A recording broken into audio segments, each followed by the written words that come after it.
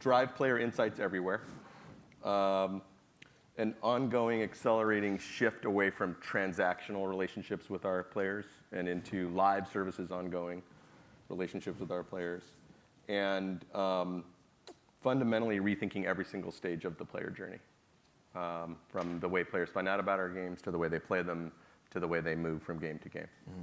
Those are our priorities. Cool. So that's our mission, sort of collecting and keeping customers. And my priorities really haven't changed. We want to be relevant. We want to be consistent, which is a big thing right now, and genuine, and present. And those are the things that we're very focused on in everything that we do in marketing.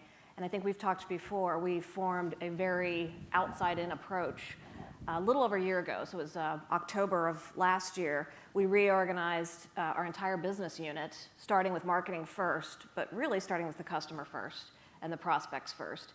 And what did we want to stand for, deliver, and so on, and then mapped out the entire, all the touch points for the customer, and then ingested that into our business. So it's a interesting process to go through, but it absolutely pays off completely because you get what you're trying to accomplish, and it makes being present because you know where you need to be, and consistent, you know what you want to say when you get there, and relevant, making sure that you're not wasting any business's time because, as many of you know, in cable especially, that it's a pyramid, right? Well, for the industry in general, but the base is very much smaller businesses. Nobody has time to waste.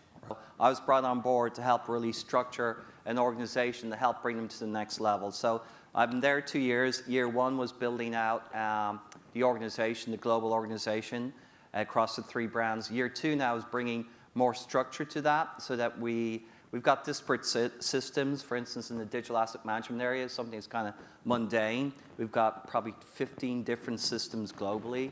How do you connect that, make sure everyone's using the relevant assets? Marketing resource management, MRM, that's a big focus for us this year. So systems across the brands it's a number one priority.